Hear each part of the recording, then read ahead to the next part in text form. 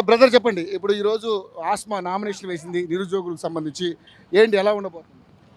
నేను ఈ కాంగ్రెస్ గవర్నమెంట్కి ఒకటే చెప్పదలుచుకున్నా. ఈ కాంగ్రెస్ గవర్నమెంట్ గతంలో మీరు ఒక 6 నెలలు బుక్కులు పక్కన పెట్టండి, వాళ్ళ ఉద్యోగాలు పోయి మీకు ఉద్యోగాలు వస్తాయని ఇప్పుడు చెప్తున్న వీళ్ళు కాంగ్రెస్ పదవులు పొందిన ఎమ్మెల్సీ కావచ్చు, చైర్మన్లు కావచ్చు, వీళ్ళే అన్నారు.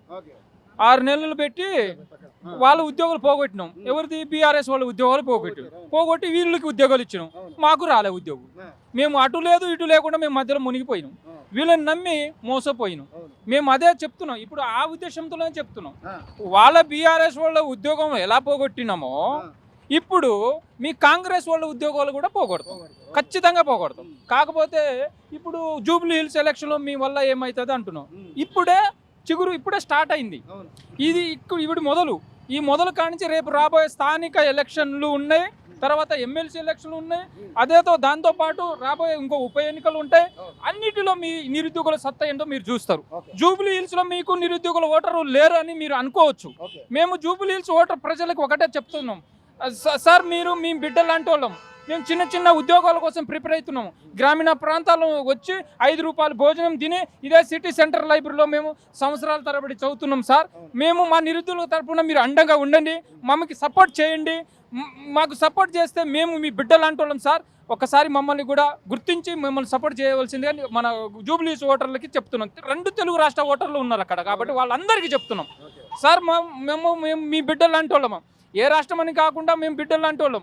ఒకసారి మమ్మల్ని సపోర్ట్ చేసి మా నిరుద్యోగుల తరపున పోటీ చేస్తున్న ఆస్మా కావచ్చు, ఆమెతో పాటు ఇంకో 2-3 వేస్తున్న నామినేషన్, వాళ్ళని సపోర్ట్ చేయవలసిందిగా మేము జూబ్లీస్ ఓటర్ ప్రజలకి కోరుతున్నాం. అదేవిధంగా గ్రూప్ 1 ఇష్యూ, గ్రూప్ 1 విషయంలో 21 జీవో తీసుకొచ్చు. ఏది గత ప్రభుత్వం బీఆర్ఎస్ గవర్నమెంట్ కాకుండా మీరు తీసుకొచ్చు 29. దానివల్ల ఎస్సీ ఎస్టీ బీసీ మైనార్టీ పిల్లలు అందరికీ మీకు అన్యాయం జరిగింది. రిజర్వేషన్లో మీరు తొంగలు కొట్టేసి ఆ జీవోని తీసుకొచ్చి మీ అగ్రకుర్ణ వాళ్ళకి తీసుకొచ్చి ఇచ్చారు. నేను గ్రూప్ 1 అభ్యర్థిని. నేను ప్రిలిమ్స్ రాసిన, క్లియర్ చేసిన, మెయిన్స్ రాసిన. కాకపోతే నేను తెలుగు మీడియం అభ్యర్థిని. నాకు అన్యాయం జరిగింది. ఏంటి, మీరు మొన్న 500 చిల్లర గ్రూప్ 1 నియామక పత్రాలు పంచారు. అందులో తెలుగు మీడియం అభ్యర్థులు ఎంతమంది ఉన్నారు? ఏం పాపం చేసినాను నేను? గ్రామీణంలో మీరు పెట్టే గవర్నమెంట్ స్కూల్లో చదివి రావడం, తెలుగు మీడియం చదివి రావడం అని నేను చేసిన పాపం. ఎందుకు ఇంగ్లీష్ మీడియం వాళ్ళకి ఎందుకు? వాళ్ళు ఏమన్నా సబ్జెక్ట్ ఇంగ్లీష్లో పోయి గ్రామాల్లో ఇప్పుడు అధికారులు అయ్యారు, వాళ్ళు పోయి ఇంగ్లీష్లో పరిపాలన చేస్తున్నారా? మీరు ఇంగ్లీష్లో పరిపాలన చేస్తున్నారా? మీరు అసెంబ్లీలో కరెక్ట్గానే ఇంగ్లీష్లో మాట్లాడుతున్నారా? ముఖ్యమంత్రి గారు మీరు మీ ముఖ్యమంత్రికే కరెక్ట్గా ఇంగ్లీష్ రాకుండా కూడా మీరు ముఖ్యమంత్రి కావచ్చు. కానీ మేము ఒక గ్రూప్ 1 ఒక ఉద్యోగిగా నేను తెలుగు మీడియం పర్ఫెక్ట్గా MA తెలుగు పండిత్ చేసిన వ్యక్తిని. నేను ఇంగ్లీష్ రాకపోవడంలో నాకు సెలెక్ట్ చేసుకోరా? ఏంది, నేను సబ్జెక్ట్ రాయలేదా? నేను మీరు ఇచ్చే క్వశ్చన్కి ఆన్సర్ రాయలేదా? నేను రాసిన ఆన్సర్ అదే కదా. ఇంగ్లీష్ మీడియంలో రాసిన వాళ్ళు ఆన్సర్ అదే కదా. ఎందుకు నాకు మార్కులు తక్కువ వేసారు? ఏం పాపము? అంటే బ్రిటిష్ వాడు ఇంగ్లీష్ని మీరేమో ఇక్కడ వచ్చి పరిపాలన చేస్తారా? మేము మాతృభాషలో తెలుగులో పుట్టిన వాళ్ళు మాకు ఏమో మార్కులు ఇవ్వరా? ఇదా మీరు చేసే న్యాయం? పక్క రాష్ట్రంలో తమిళనాడులో వాళ్ళ భాషను వాళ్ళు ప్రేమిస్తారు. ఎందుకు తెలుగుని ఎందుకు ప్రేమిస్తారు? మీరు తెలుగుని ఎందుకు కన్సిడర్ చేస్తారు? ఏ ఉద్యోగమైనా ఎందుకు వాళ్ళని తక్కువ చేసి చూస్తారు? ఎందుకు? ఈ తెలుగు మాట్లాడే వాళ్ళు మీకు ఓట్లు వేయలేదా?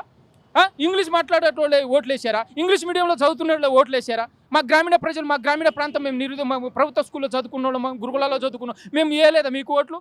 చెప్పండి. మరి ఎందుకు మీ 500 ఉద్యోగాలలో మాకు ఎంతమంది ఉన్నారు తెలుగు మీడియం అభ్యర్థులు? ఒకసారి మీరు చెప్పండి. అందుకే మేము అంటున్నాం, నిరుద్యోగులకు ఆస్మా కాదు, మీరు ఆస్మాని బెదిరిస్తున్నారు అది అని అంటున్నారు. కానీ 31 లక్షల మంది నిరుద్యోగులు రాష్ట్రంలో ఉన్నారు.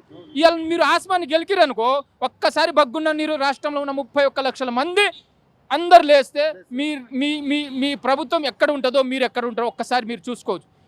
ఏ ముఖ్యమంత్రి చెప్పదలుచుకున్నా అంటే మీకు పత్రాలు పంచే ముఖ్యమంత్రిగా ముద్ర వేయదలుచుకున్నాం. ఎందుకో తెలుసా? మీకు నోటిఫికేషన్లు వేసే సత్తా లేదు. మీరు ఓన్లీ పత్రాలను పెంచుతారు. ఎందుకు? గత ప్రభుత్వంలో ఇచ్చిన నోటిఫికేషన్లే మీరు ఎగ్జామ్ పెట్టుండొచ్చు, వాటికి పత్రాలు పంచి నేను ఇన్ని ఉద్యోగాలు ఇచ్చినా చెప్తున్నారు.